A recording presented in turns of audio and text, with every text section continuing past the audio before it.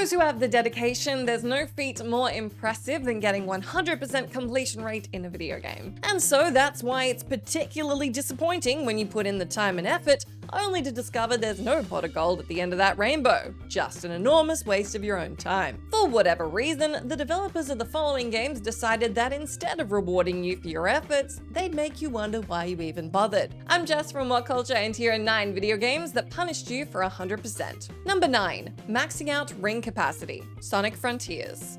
For as long as there has been a speedy blue hedgehog who needs to move quickly, there has been the incentive to pick up gold rings, and 2022 Sonic Frontiers is no different. Except that it is a little different, because while you'll be given the opportunity to increase your ring capacity, you really shouldn't. That's because the game will prompt you to invest in either increasing your speed or your ring capacity, and increasing your ring capacity will only up the ring cap, which you should be ideally sitting at as long as possible in the game. When you are at the maximum ring cap, you unlock a cutscene where you power up, meaning you'll move and dash faster. If it's not already clear, you're gonna want that. Of course, that's harder to achieve the higher your ring cap is, so while it might be tempting to invest in ring capacity as this makes Sonic more able to withstand damage, you're actively working against yourself for the main aim of the game, which is, of course, speed. If you actually got your ring capacity to 100%, you'd make it extremely difficult for yourself to hit the ring cap, thereby missing out on that all-important speed boost. Luckily, if you've spec'd entirely into ring capacity and realized all of this too late, there is the option to swap points out later, so you'll be good to go. Number 8. You can stop now. Blast Core. That last entry was pretty involved, but not to worry, this one is short and sweet. If you think a game telling you that you've played more than enough of it and you should stop playing it is a badge of honor, then you'll have been appreciative of this one. For the rest of us, it was not so great. Rare's classic action game for the N64 was a hit when it arrived on the console in 1997, and has retained a fond spot in the memory of many gamers. Potentially not the gamers who managed to get every platinum though, as this was not an easy game at all. Rare have said the game was designed to be almost impossible to platinum across the board. But of course, where there's a way, there are gamers who are capable of it. I hope getting all 57 platinum medals in the game was worth it for the love of the game, because you don't get anything special for accomplishing this Herculean feat. In fact, all you get is a brand new rank called You Can Stop Now. That's actually what it's called.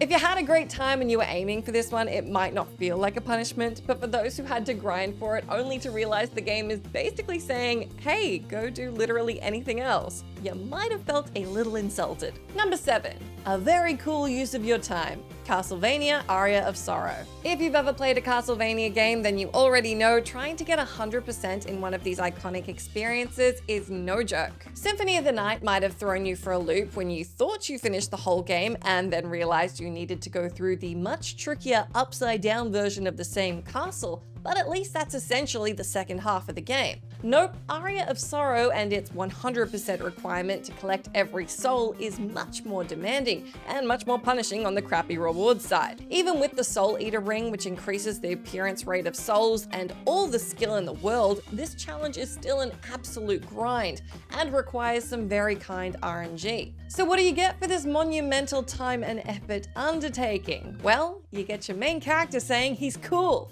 Not even joking. If you cross off all the same things, you'll get the exact same ending and visuals, except Soma says the experience did change him because, and I quote, I'm a lot cooler now. If it's any consolation, Mina totally agrees, but then one screen later, you're back to the exact same ending and text that you would have received if you didn't sink untold time into 100% soul collection. This is another I hope that completion screen is its own reward kind of entry. Number 6. The Priciest Dance Party. LEGO Dimensions. For the uninitiated, LEGO Dimensions is a Toys to Life game, meaning you're gonna want to supplement the digital experience with real-life LEGO toys that you may or may not want. You can probably already guess that trying to 100% a game with this model is not only going to be time-consuming, but it's also going to be pretty expensive. Back when the game came out, it was estimated to cost north of $500 to buy every single character and item, depending on when you pick them up. For that investment, you'd expect that the completionist ending would be pretty darn great. Right? It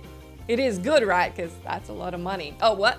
No, this is a list about games that punish you for time and effort. That's That's right, never mind. To get this ending, you'll have to collect over 480 gold bricks, at which point you unlock the Vorton Disc Red Brick, and are told to head back to the main game hub. While dancing in video games is often delightful to watch, even when Shepard is doing it, the 100% ending for LEGO Dimensions is a new option in the game menu called Dance Party. There are disco lights, some quotes from the main characters that you would have already heard in the main campaign, and any character you put on the toy pad will dance, almost all of which will do so with pretty much the same animation.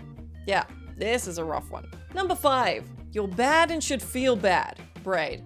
Most people know that Jonathan Blow's 2008 puzzler Braid is not a game designed to make you feel like a hero. It's a game designed to trick you into thinking you're the hero before you realize you're actually the villain. But of course you won't get to that point until the very end. With some insanely precise platforming and puzzling know-how, you may be able to collect all the hidden stars in the game, granting you 100% completion and an alternate ending.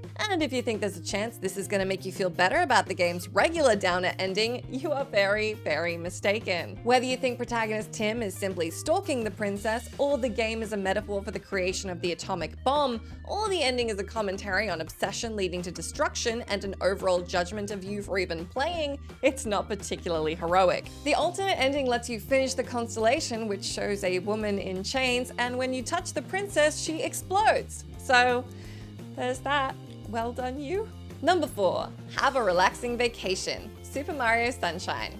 An infamous but unavoidable entry if we're talking about video games that punish you for getting 100% is, of course, Super Mario Sunshine. Collect all 120 shine sprites scattered across the game world, and to congratulate you for proving mastery of the game's systems and completing all that it has to offer, you're granted an alternate ending. Now, this probably wasn't intended to troll you, but the ending is so infamous that clearly enough players felt miffed that Nintendo thought this was an acceptable trade for the incredible amount of time these dedicated completionists put into the game. Instead of the standard ending, you'll get a photo of Mario and the gang standing around over the top of the text that says, "Have a relaxing vacation." Exactly what vacation this might be, we can't be sure. A vacation from your slim hope that getting 100% in the new Mario game in 2002 was going to grant you with a cool ending, perhaps. Number 3. Mocked by Jeff Goldblum. The Lost World, Jurassic Park.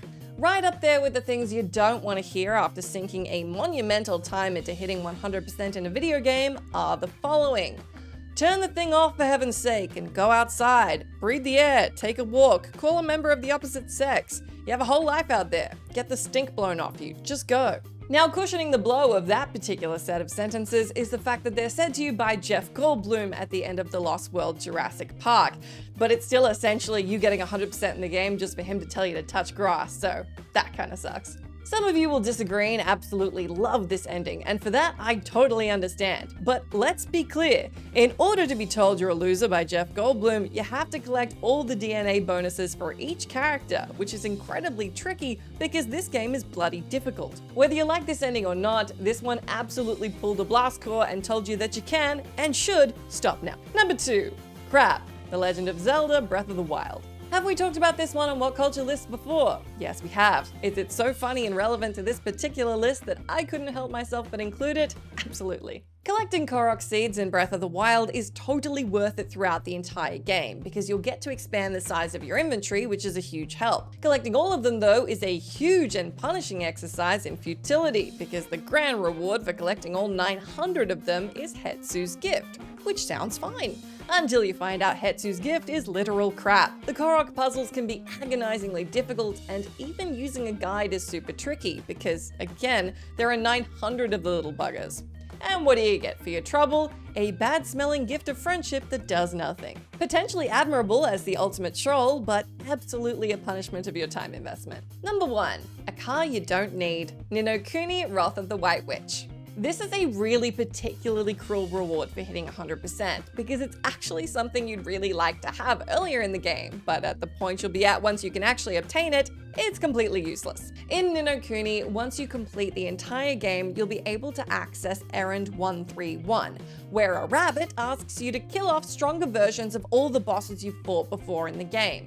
Head back to your rabbit pal, the conductor, and he'll give you a new set of boss bounties to eliminate. Rinse and repeat with all of these bosses until you have to kill off the Guardian of Worlds, which, if the name doesn't give it away, is gonna take you a hot minute. The rabbit then zaps you to Motor City and he gives you a car that you can use to get all around the game map, the very same game map you've thoroughly completed by this point because the game is over. The Filmobile 2000, as it's named, is also a kick in the teeth because it's the same bloody car you drove into a lake at the start of the game, which resulted in your mother's death.